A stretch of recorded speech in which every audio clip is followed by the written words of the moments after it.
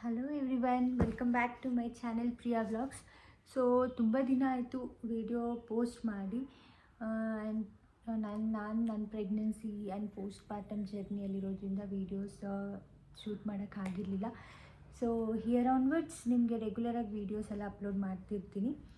And ಈ video ಬಂದು like as ತಮ್ಮನೇಲಿ ನೋಡಿರ್ತೀರ, it's about my delivery story. ನಂದು delivery, whether it's normal or C section, ನನ್ನ ಡೆಲಿವರಿ ಸ್ಟೋರಿ ಹೇಗಿತ್ತು, ನನ್ನ ಲೇಬರ್ ಪೇನ್, ನಾನು ಹೆಂಗೆ ಗೋ ಥ್ರೂ ಮಾಡಿದೆ ಅದನ್ನು ಅಂತ ನಾನು ಕಂಪ್ಲೀಟ್ ಡೀಟೇಲ್ ಈ ವ್ಲಾಗಲ್ಲಿ ಹೇಳ್ತೀನಿ. ಸೊ ನಿಮಗೇನಾದರೂ ಐ ನೋ ಯಾರಾದರೂ ಈ ವಿಡಿಯೋ ನೋಡ್ತಿದ್ರೆ who are expecting A baby, who are in pregnancy journey, ತುಂಬ ಯೂಸ್ ಆಗುತ್ತೆ, ತುಂಬ ಹೆಲ್ಪ್ಫುಲ್ ಆಗುತ್ತೆ ಈ ವಿಡಿಯೋ. ನಾನು ತುಂಬ ಟಿಪ್ಸ್ ಆ್ಯಂಡ್ ಟ್ರಿಕ್ಸ್ ಕೊಡ್ತೀನಿ. ಆ್ಯಂಡ್ ನಾನು ಹೆಂಗೆ ಫೇಸ್ ಮಾಡಿದೆ, ಎಷ್ಟು ಚಾಲೆಂಜಿಂಗ್ ಆಗಿತ್ತು ಅನ್ನೋದು ನಾನು ನಿಮ್ಗೆ ಹೇಳ್ತೀನಿ.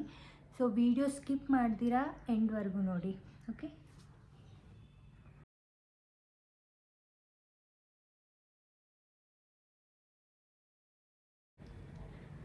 So here I am coming to the story. ನನ್ನ ಡ್ಯೂ ಡೇಟ್ ಇದ್ದಿದ್ದು October 22nd, 2024. ನಂದು ಲಾಸ್ಟ್ LMP ಬಂದು Jan 16th ಇತ್ತು, 2024. ನನಗೆ ನ್ಯಾಚುರಲ್ ಪೇಯ್ನ್ಸ್ಗೋಸ್ಕರ ನಾನು ತುಂಬ ವರ್ಕೌಟ್ ಎಲ್ಲ ಮಾಡಿದೆ. I was doing regular exercises from 6 months, but still ನನಗೆ ನ್ಯಾಚುರಲ್ ಪೇಯ್ನ್ಸ್ ಬಂದಿರಲಿಲ್ಲ. So she recommended, my gynaec recommended that we have to go through induction process ಅಂತ. ಸೊ ಮೀನ್ವೇಲ್ October 1st ವೀಕಿಂದ ನಾನು continuous ಆಗಿ 3 days 4 days once hospital ವಿಸಿಟ್ಸ್ಗೆ ಹೋಗ್ತಿದ್ದೆ ಬರ್ತಿದ್ದೆ. ನನಗೆ ಲೈಕ್ ನ್ಯಾಚುರಲ್ ಪೇಯ್ನ್ ಬರೋದಕ್ಕೆ ತುಂಬ ಟಿಪ್ಸ್ ಅವರು ಹೇಳಿದ್ರು. ಲೈಕ್ ನಾನು ಏನನ್ನೋದು ಎಕ್ಸಸೈಸ್ ಯಾವುದಾದ್ರೂ ಮಾಡ್ತಿದ್ರೆ, ಲೈಕ್ ಫಾರ್ ಎಕ್ಸಾಂಪಲ್ ಬಟರ್ಫ್ಲೈ ಸಿಟಪ್ಸ್ ಆಗಿರ್ಬೋದು, ಡಕ್ ವಾಕ್ ಆಗಿರ್ಬೋದು, ಎಕ್ಸ್ಟ್ರಾ ಟ್ವೈಸು ಥ್ರೈಸು ಇನ್ಕ್ರೀಸ್ ಮಾಡ್ಕೊಳ್ಳಿ ಅಂತೆಲ್ಲ ಹೇಳಿದರು. ಸ್ಟೆಪ್ಸು, ಸ್ಟೇರ್ ಕೇಸ್ ಎತ್ತಿ ಹಿಡಿಯೋದು, ಈ ಥರ ಎಲ್ಲ ಮಾಡಿದೆ. But still I did not get my natural pains. So ಅವ್ರೇನು ಹೇಳಿದ್ರು, ಡ್ಯೂ ಡೇಟ್ 22nd ಇರೋದ್ರಿಂದ ಇನ್ನೂ ವೆಯ್ಟ್ ಮಾಡಿದ್ರೆ ಅನ್ನೆಸೆಸರಿ ಬರ್ತ್ ವೆಯ್ಟ್ ಆಗುತ್ತೆ, ಅಂದರೆ ಬೇಬಿ ವೆಯ್ಟ್ ಗೈನ್ ಆಗಿಬಿಡುತ್ತೆ. ಸೊ ಬೆಟರ್ ನಾವು ಇಂಡಕ್ಷನ್ ಪ್ರಾಸೆಸ್ಗೆ ಹೋಗೋಣ ಅಂತ ಹೇಳಿದರು ನಮ್ಮ ಗೈನಿಕ್ಕು. ಸೊ ನಾನು 21st ಹಿಂಗೆಲ್ಲ ನೋಡಿಕೊಂಡು ಡೇಟ್ಸ್ ಯಾವ್ದು ಚೆನ್ನಾಗಿದೆ ಅಂತ, she told me to get admit in the night 10 o'clock so that ಮಿಡ್ನೈಟಲ್ಲಿ ಇಂಡಕ್ಷನ್ ಪ್ರಾಸೆಸ್ ಸ್ಟಾರ್ಟ್ ಮಾಡ್ತಾರೆ. ಫಸ್ಟ್ ಡೆಲಿವರಿ ಆಗಿರೋದ್ರಿಂದ minimum 8 hours of labour pain. So 8 hours of pain, like pain ಬರೋದಕ್ಕೆ ಮಿನಿಮಮ್ 8 hours ಬೇಕು, maximum it can go to 24 hours also ಅಂತ ಹೇಳಿದರು. So ನನಗೆ full ತುಂಬ like ಈ ವಿಡಿಯೋ ಯಾರ್ಯಾರು ನೋಡ್ತಿದ್ರೋ ಅವ್ರನ್ನೆಲ್ಲ I can feel you. So ನನಗೂ ತುಂಬ ಭಯ ಇತ್ತು. ಡೆಲಿವರಿ ಪ್ರಾಸೆಸ್, ಪ್ರೆಗ್ನೆನ್ಸಿ ಅಂದರೆ ಭಯ ಇತ್ತು, especially giving birth to a child. So ತುಂಬ ಭಯ ಇತ್ತು. It's a natural process. ಮತ್ತು ಇನ್ನೊಂದು ಏನು ಹೇಳ್ತೀನಿ ನಾನಿಲ್ಲಿ ಅಂದರೆ, every birthing story is unique. So ನಾನು ಯಾವುದೋ ಒಂದು ವಿಡಿಯೋ ನೋಡ್ತೀನಿ ಇವತ್ತು, and I use to go and tell with Akshay, ಈ ಥರ ಅವ್ರ ವಿಡಿಯೋ ನೋಡಿದೆ, ಅವ್ರಿಗೆ ಇಷ್ಟೊತ್ತು ಪೇಯ್ನ್ ಆಯ್ತಂತೆ, ಆದಮೇಲೆ ಸಿ ಸೆಕ್ಷನ್ ಆಯ್ತಂತೆ, ನನಗೆ ಹಂಗಾದರೆ ಏನು ಮಾಡೋದು. ಮತ್ತು ಇನ್ನೊಂದು ವಿಡಿಯೋ ನೋಡ್ತೀನಿ, ಅವ್ರಿಗೆ 3 hours ಆಗೋಯ್ತು ಡೆಲಿವರಿ, ನನಗೂ ಹಂಗಾಗತ್ತಾ. ಸೊ ಈ ಥರ ನಾನು ಎಲ್ಲ ವೀಡಿಯೋಸು ಹೇಳಬೇಕಂದ್ರೆ, ಟು ಬಿ ಫ್ರ್ಯಾಂಕ್, ಒಂದು 108 ವೀಡಿಯೋಸ್ ನೋಡಿರ್ತೀನಿ ನಾನು ಕೂಡ, ಎಲ್ಲ ಡೆಲಿವರಿ ಸ್ಟೋರೀಸು. ಬಟ್ ನನಗೆ ಅರ್ಥ ಆಗಿದ್ದೊಂದೇ, every story is different, every birthing story is different. ನೀವು ಅದನ್ನು ಅರ್ಥ ಮಾಡ್ಕೋಬೇಕು. ಆ್ಯಂಡ್ ಇನ್ನೊಂದು ಏನಂದರೆ, ಏನು ಭಯ ಪಡೋಷ್ಟಿಲ್ಲ. ಐ ನೋ ತುಂಬ ನರ್ವಸ್ ಇರ್ತೀರಾ, ಬಟ್ ಏನಂದರೆ you have to manifest it from the beginning. ನೀವು ಸ್ಟ್ರಾಂಗ್ ಲೇಡಿ ಅಂತ ಮ್ಯಾನಿಫೆಸ್ಟ್ ಮಾಡ್ಕೊಂಬರ್ಬೇಕು. ನಾನು ಏನು ಮಾಡ್ತಿದ್ದೆ, ನನ್ನ ಎಂಟೈರ್ ಫಸ್ಟ್ ಮಂತ್ ಆಫ್ ಪ್ರೆಗ್ನೆನ್ಸಿಯಿಂದ I use to write in a diary. ನಾನು ತುಂಬ ವೀಕ್ ಇದ್ದೆ, ಎಸ್ಪೆಷಲಿ ಈ ವಿಚಾರದಲ್ಲಿ, ಅಂದರೆ ಬರ್ತಿಂಗ್ ಅಂತ ಬಂದರೆ ತುಂಬ ವೀಕ್ ಇದ್ದೆ ನಾನು. Even though I have seen so many deliveries in my hospital ಇಂಟರ್ನ್ಶಿಪ್ಸಲ್ಲಿ, ತುಂಬ ನೋಡಿದ್ದೀನಿ ಸಿ ಸೆಕ್ಷನ್ ನಾರ್ಮಲ್ ಆಗಲಿ.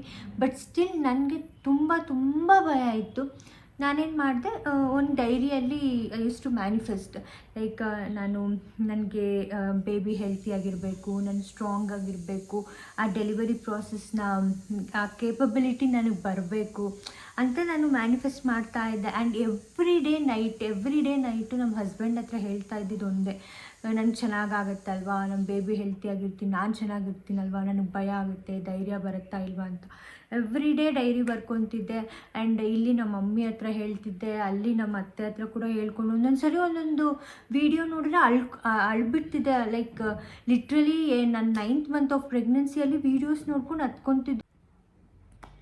ಸೊ ನಾನು 20th 10 o'clock ಅರೌಂಡ್ ಅಡ್ಮಿಟ್ ಆದೆ ಹೋಗಿ ಹಾಸ್ಪಿಟ್ಲಲ್ಲಿ. ಅವ್ರು ಆಲ್ರೆಡಿ ನನಗೆ ಇಂಡಕ್ಷನ್ ಪ್ರೋಸೆಸ್ ಎಲ್ಲ ಗೊತ್ತಿತ್ತು, ಗೈನಿಕ್ ಆಲ್ರೆಡಿ ಎಕ್ಸ್ಪ್ಲೈನ್ ಮಾಡಿದರು ನನಗೆ ಹಿಂಗೆ ಏನು ಅಂತ.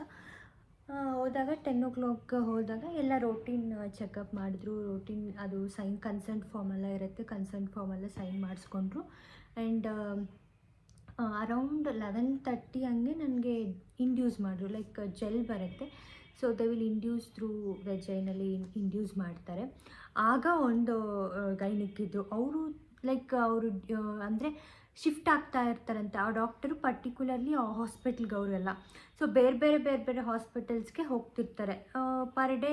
ಈ ಡೇ ಈ ಹಾಸ್ಪಿಟ್ಲಲ್ಲಿ ಅಂದರೆ ಇನ್ನೊಂದು ದಿನ ನೆಕ್ಸ್ಟ್ ಡೇ ಬೇರೆ ಹಾಸ್ಪಿಟ್ಲ್, ಆ ಥರ. ಅವರು ನೈಟ್ ಡ್ಯೂಟಿ ಡಾಕ್ಟರ್ಸ್ ಅಂತೂ ಕೂಡ ಅಲ್ಲ, ಆ ಹಾಸ್ಪಿಟಲ್ ಡಾಕ್ಟರ್ಸೇ ಅಲ್ಲ ಅವರು. ಅವ್ರನ್ನ ಕೇಳಿದೆ ಫಸ್ಟು ಹೋಗಿದ ತಕ್ಷಣ ಇಂಡ್ಯೂಸ್ ಮಾಡುವಾಗ ನೋವಾಗುತ್ತಾ ಅಂತ. She was like normal try ಮಾಡ್ತಾ ಇದ್ದೀರಾ ತಾನೇ, ನೋವಾಗ್ದಿರ ಇರತ್ತಾ ಅಂತ. ನನಗೆ ಅವಾಗಲೇ ತುಂಬ ಒಂಥರ ಕಾನ್ಫಿಡೆನ್ಸ್ ಲೂಸ್ ಮಾಡ್ಕೊಂಡಂಗೆ ಆಯಿತು. She was so rude with me. But ನಮ್ಮ ಜೊತೆ ಒಂದು ನರ್ಸ್ ಇದ್ದರು, ಅವರು ತುಂಬ ಚೆನ್ನಾಗಿ ಮಾತಾಡ್ತಿದ್ರು, ತುಂಬ ಚೆನ್ನಾಗಿ ಎನ್ಕರೇಜ್ ಮಾಡ್ತಿದ್ರು. ಸೊ ಇಂಡ್ಯೂಸ್ ಮಾಡಿದ್ಮೇಲೆ ಅಬ್ಸರ್ವೇಷನಲ್ಲಿ ಇಡಬೇಕು ಅಂತ ಹೇಳಿದರು. ನಾನು ಹೋಗಿದ್ದಿದ್ದು ನಾನು, ಮಮ್ಮಿ, ನಮ್ಮ ಹಸ್ಬೆಂಡು ಮತ್ತು ನಮ್ಮ ಹಸ್ಬೆಂಡ್ ಅವ್ರ ಕಸಿನ್ನು. ಸೊ ಅವ್ರು ಒಳಗಡೆ ಕರ್ಕೊಂಡ್ರು ನನಗೆ ಅಬ್ಸರ್ವೇಷನ್ ರೂಮಲ್ಲಿ. ಅವ್ರಿಗೇನು ಗೊತ್ತಿಲ್ಲ, ಅಂದರೆ ಏನು ಇಂಡ್ಯೂಸ್ ಮಾಡ್ತಾರಾ ಏನೂ ಗೊತ್ತಿಲ್ಲ. ಅದು ಅರೌಂಡ್ 11 o'clock. ಅವ್ರ ಪಾಪ 10ಇಂದ 12ವರೆಗೂ ಅಲ್ಲೇ ಕೂತಿದ್ದಾರೆ. ಅವ್ರಿಗೆ ಇಂಡ್ಯೂಸ್ ಮಾಡಿದಾರ ಏನೂ ಗೊತ್ತಾಗ್ತಿಲ್ಲ, ಯಾರೂ ಹೇಳೋರಿಲ್ಲ, ನೈಟ್ ಬೇರೆ. ಸೊ ನಾನು ಒಳಗಡೆ ಇದ್ದೆ, ಮೊಬೈಲ್ ಕೂಡ ಇರಲಿಲ್ಲ ನನ್ನ ಹತ್ರ, ಅವ್ರ ಹತ್ರನೇ ಮೊಬೈಲು ಕೊಟ್ಟು ಹೋಗಿದ್ದೆ. ಅವ್ರಿಗೆ ಏನು ಮಾಡ್ತಿರ್ತಾರೆ ಇಷ್ಟೊತ್ತು ಅಂತ ಬಂದು ಕೇಳಲೂ ಇಲ್ಲ ಅವ್ರು, ಯಾಕಂದರೆ ಅಲ್ಲಿ ಯಾರು ಸಿಸ್ಟರ್ ಬಂದು ಎಲ್ಲ ಮಾಡಿ ಬೇರೆ ಇದಕ್ಕೆ ಹೋಗ್ಬಿಟ್ಟು ನಾನು ಒಬ್ಬಳೇ ಇದ್ದೆ ಅಲ್ಲಿ ಪಕ್ಕದಲ್ಲಿ. ಇನ್ನು ಯಾರೋ ಪೇಷಂಟ್ಸ್ ಇದ್ರು ಅಷ್ಟೇ, ಅವ್ರಿಗೇನೂ ಗೊತ್ತಿಲ್ಲ. ಆಮೇಲೆ ಅರೌಂಡ್ 12 o'clock ಸಿಸ್ಟರ್ ಹೋಗಿ ಶಿಫ್ಟ್ ಮಾಡ್ತೀವಿ ಅಂತಂದ್ರಂತೆ. ನಮ್ಮ ಹಸ್ಬೆಂಡ್ ಶಾಕ್ ಆಗಿ, ಏನು ಶಿಫ್ಟ್ ಮಾಡ್ತೀನಿ ಅಂತಿದ್ರೆ, ಡೆಲಿವರಿಗೆ ಇಷ್ಟು ಬೇಗನಾ? ಎಲ್ಲ ರೂಮಿಗೆ ಶಿಫ್ಟ್ ಮಾಡ್ತೀನಿ ಅಂತ ಹೇಳಿದ್ರಂತೆ. ಸೊ ನನ್ನ ರೂಮ್ಗೆ ನನ್ನ ಕರ್ಕೊಂಡು ಹೋದರು. ಅರೌಂಡ್ 1 o'clockಗೆ ಹೋದ್ವಿ. ಸೊ ಸಿಸ್ಟರ್ ವಾಸ್ ಲೈಕ್, ಇವಾಗ ಆರಾಮಾಗಿ ಮಲ್ಕೊಳ್ಳಿ, 4 o'clock ಹಂಗೆ ಎದ್ದು ಸ್ವಲ್ಪ ಎಕ್ಸಸೈಸಸ್ ಮಾಡಿ, ಪೇಯ್ನ್ಸ್ ಬರೋಕ್ಕೆ ಸ್ಟಾರ್ಟ್ ಆಗಿದ್ದರೆ 5 o'clock ಹಂಗೆ ಬಂದು ಎಕ್ಸಾಮೈನ್ ಮಾಡ್ತಾರೆ ಗೈನಿಕ್ಕು, ಇವಾಗ ಬಂದ್ರಲ್ಲ ಅವರೇ ಅಂತ. ನಾನು ಪೇಯ್ನ್ಸ್ ಯಾವಾಗ ಬರುತ್ತೆ ಅಂತ ಕೇಳ್ತಿದ್ದೆ. ಆಲ್ರೆಡಿ ನಮ್ಮ ಮಮ್ಮಿ ಒಂದ್ಸಲ ಅವ್ರನ್ನ ಕೇಳಿದ್ದಾರೆ, ನಮ್ಮ ಹಸ್ಬೆಂಡು ಕೇಳಿದ್ದಾರೆ.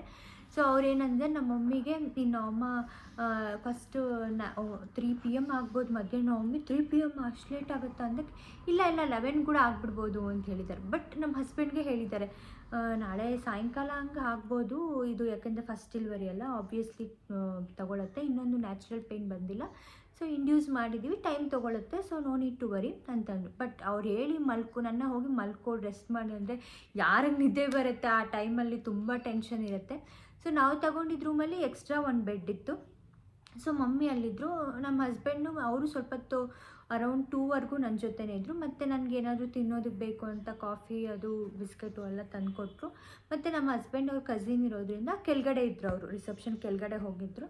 ಕೆಳಗಡೆ ಹೋದ್ಮೇಲೆ ನಿನಗೇನಾದರೂ ಹಂಗೇನಾದರೂ ಅನಿಸಿದ್ರೆ, ಸ್ಲೈಟಾಗಿ ಪೇಯ್ನ್ ಏನಾದರೂ ಬರೋಂಗಿದ್ರೆ ನನಗೆ ಪ್ಲೀಸ್ ಹೇಳು ಅಂತ ಹೇಳಿದರು. ಇನ್ನೊಂದು ಸೇಮ್ ಟೈಮ್ಗೆ ನನ್ನ ಪಕ್ಕದಲ್ಲಿ ಇನ್ನೊಂದು ರೂಮ್ ಇದೆಲ್ಲ, ಅವರು ಆ ಪೇಷಂಟು ಕೂಡ ಇಂಡ್ಯೂಸ್ ಮಾಡಿದರು. She has also not got any natural pains ಬಂದಿರಲಿಲ್ಲ. ಆ ಪೇಷಂಟ್ ಕೂಡ ಇಂಡ್ಯೂಸ್ ಮಾಡಿ ಸೇಮ್ ಟೈಮಿಂಗ್ಸ್ ಅರೌಂಡ್ 11-11:30 ಅಲ್ಲೇ. ಸೊ ನನಗೆ ಅವರು ಬಂದುಬಿಟ್ಟು ಅವ್ರ ಪೇರೆಂಟ್ಸು ನಮ್ಮ ಮಮ್ಮಿ ಹತ್ರ ಮಾತಾಡ್ಕೊಂಡಿದ್ರು. ಸೊ ನಮ್ಮ ಮಮ್ಮಿಗೊಂದು ಕಂಪನಿ ಸಿಗ್ದಂಗೆ ಆಯಿತು. ಅವರು ಇನ್ನೇನು 2:30-3 o'clock ಬಂದುಬಿಟ್ಟು, ನಿಮ್ಮ ಮಗುಗೆ ಪೇಯ್ನ್ಸ್ ಬರ್ತಿದೆಯಾ? ಇಲ್ಲ ಬಂದಿಲ್ಲ ಅಂದರೆ, ಅವ್ರಿಗೆ ಲೈಟಾಗಿ ಸ್ಟಾರ್ಟ್ ಆಗಿದೆಯಂತೆ. ಸೊ ನನಗೆ ಅವಾಗ ಟೆನ್ಷನ್, ಏನಪ್ಪ ಅವ್ರಿಗೆ ಬರ್ತಿದೆ ಪೇಯ್ನ್ಸು, ನನಗೆ ಬರ್ತಿಲ್ಲ ಅಂತ.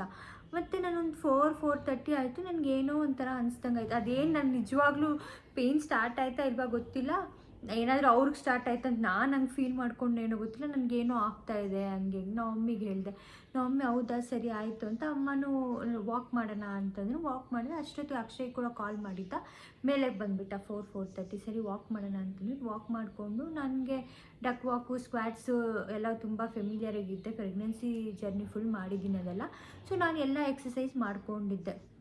ಪೈನ್ ಹೆಂಗಂದರೆ ಅಷ್ಟೊತ್ತಿಗೆ ಒಂದು 10 ಕಾಲ್ಸ್ ಮಾಡಿದ್ದಾರೆ ನಮ್ಮ ಅತ್ತೆ ಇಲ್ಲಿಂದ. ಯಾಕಂದರೆ ಅವ್ರಿಗೆ ಮನಸ್ಸಿಲ್ಲ, ಅವ್ರು ಇಲ್ಲಿದ್ದಾರೆ, ನಾನು ಬ್ಯಾಂಗ್ಳೂರಲ್ಲಿದ್ದೀನಿ ಹಾಸ್ಪಿಟ್ಲಲ್ಲಿ, ಅವ್ರಿಗೆ ಅಲ್ಲಿ ಬರಬೇಕು. ಪೇಯ್ನ್ಸ್ ಬರ್ತಿದೆ ಅಂತಂದರೆ ಅತ್ತೆಯವ್ರಿಗೆ ಗೊತ್ತಾಗ್ತಿಲ್ಲ ಎಷ್ಟು ತುಂಬ ದೊಡ್ಡ ಪೇಯ್ನ್ಸಾ ಏನು ಅಂತ. ಅಕ್ಷಯ್ ಇದ್ಕೊಂಡು ಅವಳು ಚೆನ್ನಾಗೇ ಇದ್ದಾಳೆ, ಪೇಯ್ನ್ ಇದೆಯಂತೆ ಬಟ್ ಟಾಲ್ರೇಬಲ್ಲು ಅಂತಂದರು. ಮತ್ತು ಮೀನ್ವೇಲ್ ನನ್ನ friend Teju, I should thank her. ಅಂದರೆ ನನಗೆಲ್ಲರೂ ನನ್ನ ಕಡೆ ಇರೋರೆಲ್ಲ ತುಂಬ ಸಪೋರ್ಟ್ ಮಾಡಿದ್ದಾರೆ. ಅವಳಾದರೆ literally she was on video call. ನೀನೇನು ಮಾಡ್ತಿದ್ಯಾ ಮಾಡು, ಎಕ್ಸಸೈಸ್ ಮಾಡು, ನಿಂಗೆ ಹೆಂಗೆ ಫೀಲ್ ಆಗ್ತಿದೆ ಅಂತ ಎಷ್ಟೊತ್ತು ಒಂದು 3 hours ವೀಡಿಯೋ ಕಾಲಲ್ಲಿದ್ಲು. ಮತ್ತು 5 o'clockಗೆ ಬಂದರು ಡಾಕ್ಟರ್. ಬಂದು ಶಿ ವಾಸ್ ಲೈಕ್ ಚೆಕ್ ಮಾಡ್ತೀವಿ ಎಕ್ಸಾಮ್ ಎಷ್ಟು ಸೆಂಟಿಮೀಟರ್ಸ್ ಡೈಲೇಟ್ ಆಗಿದೆ ಅಂತ. ಅದೇನಂದರೆ ನಮಗೆ ಅರೌಂಡ್ 0.5 to 1 centimeter ಇರುತ್ತೆ ಅದು ಓಪನಿಂಗು, ಸರ್ವಿಕ್ಸ್ ಓಪನಿಂಗು. ನಾರ್ಮಲ್ ಡೆಲಿವರಿಗೆ 10 centimeter ಅಂದರೆ 0.5 ಅಂದರೆ ಎಷ್ಟು, 0.5 to 1, ಸೊ 10 centimeters ಅಷ್ಟು ಓಪನ್ ಆಗಬೇಕದು. ಸೊ 10 centimeters ಅಷ್ಟು ಓಪನ್ ಆದಮೇಲೆ ನಮಗೆ ವೆಜೈನಲ್ ಡೆಲಿವರಿ ಅಂದರೆ ನಾರ್ಮಲ್ ಡೆಲಿವರಿಗೆ ಕೇಪಬಲ್ ಅಂತ ನಾವು. ಸೊ ಅದು ನನಗೆ ಅರೌಂಡ್ 5 o'clock ಗೈನಿಗೆ ಬಂದು ಎಕ್ಸಾಮೈನ್ ಮಾಡಿದಾಗ ಎಷ್ಟು ಸೆಂಟಿಮೀಟರ್ ಡೈಲೇಟ್ ಆಗಿರುತ್ತೆ ಅಂತ. ನಾಟ್ ಈವನ್ 1 centimeter ಡೈಲೇಟ್ ಆಗಿರಲಿಲ್ಲ ನನಗೆ. ಅಂದರೆ 11ಗೆ ಇಂಡ್ಯೂಸ್ ಮಾಡಿದ್ದು 5 ತನಕ ಕೂಡ ಏನೂ ಡೈಲೇಟ್ ಆಗಿರಲಿಲ್ಲ. ಬಟ್ ನನ್ನ ಪೇಷಂಟ್ ಪಕ್ಕದಲ್ಲಿರೋ ಅವ್ರ ಪೇಷಂಟ್ಗೂ ಆಲ್ರೆಡಿ 2 centimeterವರೆಗೂ ಡೈಲೇಟ್ ಅದೊಂದು ಭಯ ಆಗೋಯ್ತು ನನಗೆ. ಆ್ಯಂಡ್ ಬಟ್ ಅವ್ರಿಗೂ ಇನ್ನೂ ಫಾಸ್ಟಾಗಿ ಆಗಬೇಕಿತ್ತು, ಅಂದರೆ ಇನ್ನೊಂದು ಪೇಷಂಟ್ಗೆ. ಸೊ ನನಗೂ ಇನ್ನೂ ಫಾಸ್ಟಾಗಿ ಆಗಬೇಕಿತ್ತು ಅಂತ ಮೀಸೋ ಟ್ಯಾಬ್ಲೆಟ್ ಕೊಡ್ತಾರೆ. ಅದನ್ನು ಅಂಡರ್ನೀತ್ ಟಂಗ್ ಕೆಳಗಡೆ ಇಟ್ಕೋಬೇಕಾಗುತ್ತೆ. ಸೊ ಅದು ಇಟ್ಕೊಂಡಿದ್ದ ತಕ್ಷಣ ಅಂದರೆ ಪೇಯ್ನ್ಸ್ ನೆಕ್ಸ್ಟ್ ಪ್ರಾಸೆಸ್, ಅದು ಜೆಲ್ ಕೊಟ್ಟಾದಮೇಲೆ ನೆಕ್ಸ್ಟು ಟ್ಯಾಬ್ಲೆಟ್ ಕೊಡ್ತಾರೆ. And the next will be the injection. So next injection ಕೊಡ್ತಾರೆ. ನನಗೆ ಆ ಮೀಸೋ ಟ್ಯಾಬ್ಲೆಟ್ ಕೊಟ್ಟರು. ಮತ್ತು ಅರೌಂಡ್ 6:30 7 o'clock ಅಂದರೆ ಇನ್ನು ಸ್ವಲ್ಪ ಪೇಯ್ನ್ ಸ್ಟಾರ್ಟ್ ಆಗ್ತಾ ಇತ್ತು ನನಗೆ, ಇನ್ನು ಸ್ವಲ್ಪ ಪೇಯ್ನ್ ಬರೋದು. ಮತ್ತು ಇನ್ನೊಂದು ಡಾಕ್ಟರ್ ಬಂದರು. She was like coffee breakfast ಎಲ್ಲ ಕೊಡ್ಬೋದು, ತಿನ್ಬೋದು ಅಂತ ಹೇಳಿದರು. ನಮ್ಮ ಗೈನಿಗೆ ಬರೋದು 8:30ಗೆ. ಸೊ ಅವ್ರು 8:30ಗೆ ಬಂದರು. 8:30ಗೆ ಬಂದು ನೋಡಿದ್ಮೇಲೆ ಅವರು ತುಂಬ ಅಂದರೆ ನಮ್ಮ ಗೈನಿಗೆ ಹೇಳಬೇಕಂದ್ರೆ ಐ ಆಮ್ ವೆರಿ ಲಕ್ಕಿ. ಅವ್ರು ತುಂಬ ಚೆನ್ನಾಗಿ ನೋಡ್ತಾರೆ. ಡಾಕ್ಟರ್ ತೇಜಿ ದವಾನೆ ಅಂತ ಅಂದ್ಬಿಟ್ಟು ಮದರ್ಹುಡ್ ಹಾಸ್ಪಿಟಲ್ಸಲ್ಲಿ ನನಗೆ ಡೆಲಿವರಿ ಆಗಿದ್ದು. ತುಂಬ ಚೆನ್ನಾಗಿ ನೋಡ್ತಾರೆ. I would recommend. ನಾನು ಜಸ್ಟ್ ಗೂಗಲ್ ರಿವ್ಯೂಸ್ ನೋಡ್ಕೊಂಡು ಹೋಗಿದ್ದೆ, ಬಟ್ ನಾನು ರೆಕಮೆಂಡ್ ಮಾಡ್ತೀನಿ. ನೀವು ಯಾರಾದರೂ ಹೋದರೆ ಮದರ್ಹುಡ್ ವೈಟ್ಫೀಲ್ಡ್ ಬ್ರಾಂಚಲ್ಲಿ ಡಾಕ್ಟರ್ ತೇಜಿ ದವಾನೆ ಅಂತ, ಅವ್ರನ್ನ ತುಂಬ ಸಾಫ್ಟ್. ಕನ್ಸಲ್ಟೇಷನ್ಸ್ಗೆ ಹೋದರೆ ಅವರು ಗೈನಿಕ್ ಅಂದರೆ ಸ್ವಲ್ಪ ರೂಢಾಗಿರ್ತಾರೆ ಅಂತ ನಮ್ಮ ಎಕ್ಸ್ಪೆಕ್ಟೇಷನ್ ಇರುತ್ತೆ. ಬಟ್ ಅವ್ರು ತುಂಬ ಸಾಫ್ಟ್, ತುಂಬ ಚೆನ್ನಾಗಿ ಮಾತಾಡ್ತಾರೆ. ಅಂದರೆ ಕನ್ಸಲ್ಟೇಷನ್ಸಲ್ಲಿ ಹೆಂಗಿರಬೇಕು ಹಂಗಿರ್ತಾರೆ, ಲೇಬರ್ ವಾರ್ಡಲ್ಲಿ ಹೆಂಗಿರಬೇಕು ಹಂಗಿರ್ತಾರೆ ಅವರು. ಸೊ ಅವ್ರು ಬಂದು ವಿಲ್ ವೆಯ್ಟ್, ಫಸ್ಟ್ ಡೆಲಿವರಿ ಎಲ್ಲ ನಾವು ನಾರ್ಮಲಾಗಿ ಟ್ರೈ ಮಾಡ್ತಾಯಿದ್ವಿ, ವಿಲ್ ವೆಯ್ಟ್, ಲೇಟ್ ಆಗ್ಬೋದು ಅಂತ ಹೇಳಿದ್ರು. ಸೊ ಆವಾಗಿಂದ ನನಗೆ ಅರೌಂಡ್ 9 o'clock ವಯ ಇಂಜೆಕ್ಷನ್ಸ್ ಪೇಯ್ನ್ಸ್ ಇಂಡ್ಯೂಸ್ ಮಾಡೋಕ್ಕೆ ಸ್ಟಾರ್ಟ್ ಮಾಡಿದ್ರು. ಸೊ ಹಂಗಂಗೆ ಪೇಯ್ನ್ಸ್ ಬರ್ತಾಯಿತ್ತು. ಅವರು ಕೂಡ ಬಂದು ಚೆಕ್ ಮಾಡಿದಾಗ ಅರೌಂಡ್ 1 to 1.5 ಆಗಿದೆ ಅಂತಂದರು. ಬಟ್ ಇಟ್ ಹ್ಯಾಸ್ ಟು ಗೊತ್ತು. ನಾನು ಅಂದೆ ಅವಾಗೆ, ನನಗೆ ಎಪಿಡ್ಯೂರಲ್ ಬಗ್ಗೆ ಎಲ್ಲ ಗೊತ್ತಿತ್ತು. ಸೊ ಅವಾಗ ಕೇಳಿದೆ, ಮ್ಯಾಮ್ ಎಪಿಡ್ಯೂರಲ್ ನೋಡೋಣ, ನಿಮಗೆ ಪೇಯ್ನ್ ಟಾಲರಬಲ್ ಆಗಲಿಲ್ಲ ಅಂದರೆ ವಿ ಕ್ಯಾನ್ ಗಿವ್ ಎಪಿಡ್ಯೂರಲ್, ಅದರಲ್ಲೇನು ಪ್ರಾಬ್ಲಮ್ ಇಲ್ಲ ಅಂತ ಹೇಳಿದರು. ಬಟ್ ಅವರೇ ನನಗೆ ಇವತ್ತು ಸಜೆಸ್ಟ್ ಮಾಡಿಲ್ಲ. ನಾನು ಕೇಳಿದಾಗ ಸೊ ಓಕೆ ಕೊಡೋಣ ಅಂತ ಅಂದಿದ್ರು. ಮತ್ತು ಆಮೇಲೆ ನಮ್ಮ ಅತ್ತೆ ನಮ್ಮ ಮಾವನೂ ಬಂದುಬಿಟ್ಟಿದ್ರು. ಅವ್ರು ಬರೋಷ್ಟರಲ್ಲಿ ನಾನು ಎಕ್ಸಸೈಸಸ್ ಮಾಡ್ತಿದ್ದೀನಿ. ಸೊ ಅಕ್ಷಯ್ ನನ್ನ ನೋಡ್ಕೊಳ್ತಾ ಇದ್ದಾರೆ. ಫಿಸಿಯೋಥೆರಪಿಸ್ಟ್ ಬಂದು ಸ್ವಲ್ಪ ಎಕ್ಸಸೈಸಸ್ ಹೇಳ್ಕೊಟ್ರು. ಅಕ್ಷಯ್ ಕೂಡ ಸ್ವಲ್ಪ ಎಕ್ಸಸೈಸಸ್ ಎಲ್ಲ ಹೇಳ್ಕೊಟ್ರು, like how he has to support me during my labour pain ಪ್ರಾಸೆಸ್ಸಲ್ಲಿ ಅಂತ. ಸೊ ನೆಕ್ಸ್ಟ್ ಅರೌಂಡ್ 12 ಆಯಿತು, 1 ಆಯಿತು, ನಥಿಂಗ್. ನನಗೇನು ಪೇಯ್ನ್ಸ್ ಬರ್ತಾ ಇದೆ ಲೈಕ್ ಅಂದರೆ ಸ್ವಲ್ಪ ಟಾಲರೇಬಲ್. ಆ ಪೇಯ್ನ್ ಬಂದಾಗ ನಿಮ್ಗೆ ಗೊತ್ತಿರುತ್ತಲ್ಲ, ಆ ಡ್ಯೂರೇಷನ್ನು ಕಮ್ಮಿ ಇರುತ್ತೆ. ಹೋಗ್ತಾ ಲೈಕ್ ದ ಟೈಮ್ ಎಕ್ಸೀಡ್ಸ್, ಆ ಡ್ಯೂರೇಷನ್ ಅನ್ನೋದು ಸ್ವಲ್ಪ ಜಾಸ್ತಿ ಆಗುತ್ತೆ. ಮತ್ತು ಗ್ಯಾಪ್ ಅಂದರೆ frequency within 1 minute 5 seconds pain ಅಂದರೆ ಅದು ವಿದಿನ್ 1 minute ಅಂದರೆ 30 seconds 2 times ಪೇಯ್ನ್ ಬರೋದು. ಆ ಥರ ಫ್ರೀಕ್ವೆನ್ಸಿ ಕಮ್ಮಿ ಆಗ್ತಾ ಹೋಗುತ್ತೆ. ಸೊ ಬರ್ತಾ ಎಲ್ಲರೂ ಬರೋಕ್ಕೆ ಸ್ಟಾರ್ಟ್. ನಮ್ಮ ಡ್ಯಾಡಿ ಬಂದುಬಿಟ್ರು, ನಮ್ಮ ಮಾವ ಬಂದುಬಿಟ್ರು. ಬಟ್ ಇನ್ನೂ ಡೆಲಿವರಿ ಯಾವಾಗ ಆಗುತ್ತೋ ಹೇಳೋಕ್ಕಾಗ್ತಿಲ್ಲ, ಯಾಕಂದರೆ ನನಗಿನ್ನೂ ಡೈಲೇಷನ್ನೇ ಆಗಿರಲಿಲ್ಲ.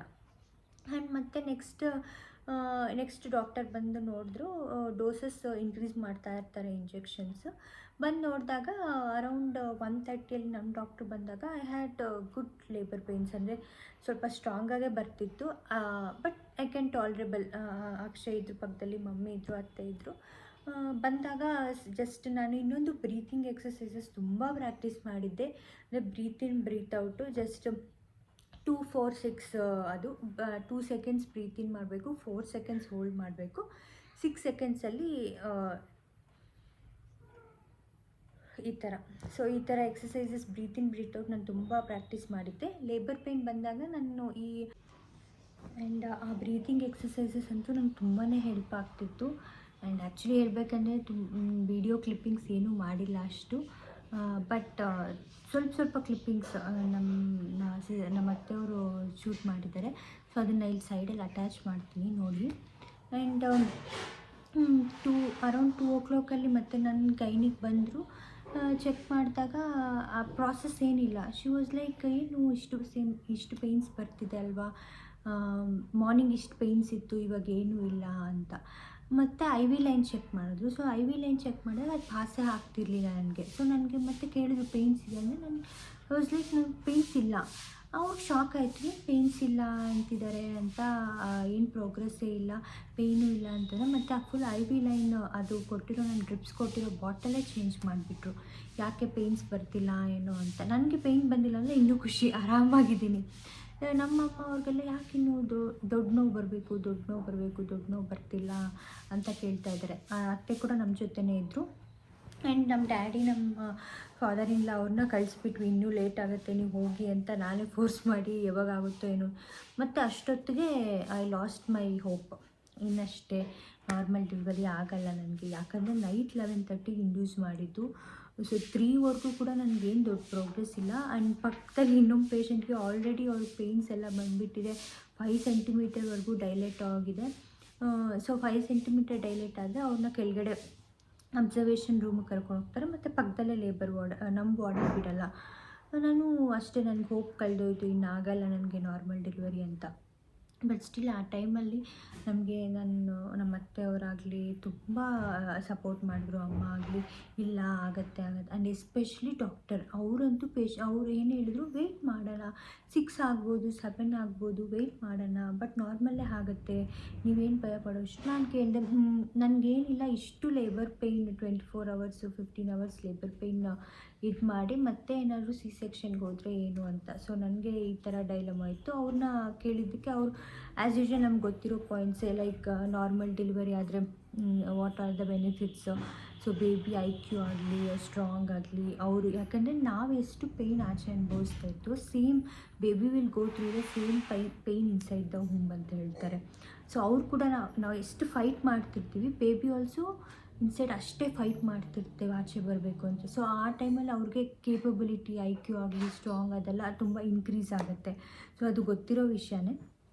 ಸೊ ಇದೆಲ್ಲ ಹೇಳಿದರು. ಸೊ ನೀವೇನು ವರಿ ಮಾಡ್ಕೋಬೇಡಿ, ಬಟ್ ಆದಷ್ಟು ಟ್ರೈ ಮಾಡೋಣ.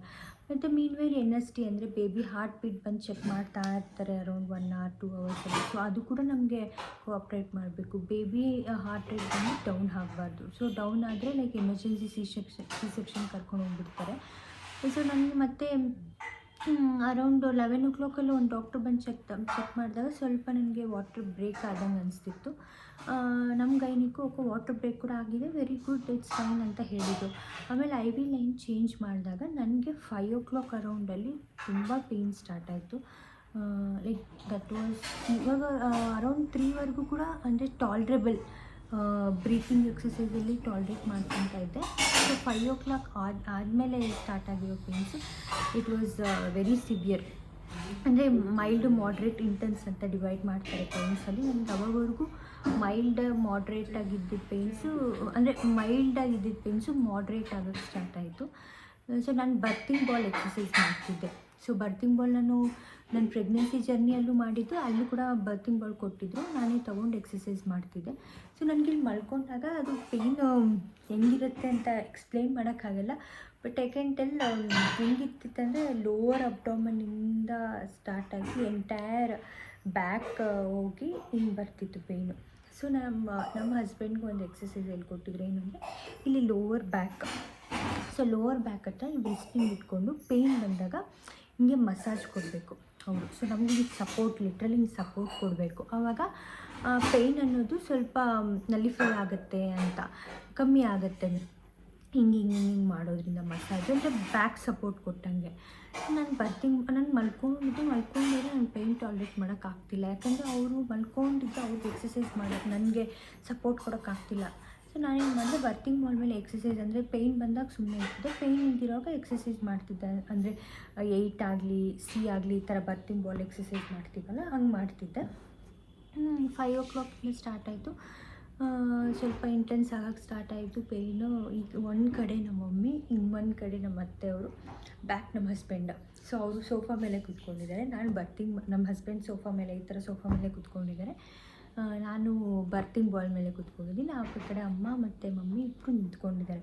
ಸೊ ಪೇಯ್ನ್ ಸ್ಟಾರ್ಟ್ ಆಗುತ್ತೆ ಅಂದರೆ ಅಮ್ಮ ಹಿಂಗೆ ಲಿಟ್ರಲಿ ಈ ಥರ ನಮ್ಮ ಫೇಸ್ ಇಟ್ಕೊಳ್ಳೋದು, ನಮ್ಮ ಅತ್ತೆಯವರು ನನ್ನ ಕೈ ಇಟ್ಕೊಂಡು ನನಗೆ ಸಪೋರ್ಟ್ ಕೊಡೋದು, ಹಸ್ಬೆಂಡ್ ಇಂದ ಬ್ಯಾಕ್ ಸಪೋರ್ಟು. ಸೊ ಪೇಯ್ನ್ ಬಂದಾಗೆಲ್ಲ ಇದೇ ಮಾಡ್ತಿದ್ರು. ಮತ್ತು ನಾನು ಆ ಟೈಮಲ್ಲಿ ಮಾಡಿದ್ದು ದೇವ್ರ ಜಪ ಮಾಡ್ಕೊಂಡಿದ್ದೆ. ಅಂದರೆ literally I was praying for God. ಹೆಂಗಂದರೆ ಎಲ್ಲ ದೇವ್ರ ಹೆಸರು ಕೂಡ ಹೇಳ್ಬಿಡ್ತಿದ್ದೆ, ಏನೇನೋ ಹೆಂಗೆ ಅಂತ. Because believe me, trust me, ಆ ಟೈಮಲ್ಲಿ ಯು ವಿಲ್ ಗೆಟ್ ದಟ್ ಏನನ್ನೋದು, ಆ ಧೈರ್ಯ ನಿಮಗೆ ಬಂದುಬಿಡುತ್ತೆ.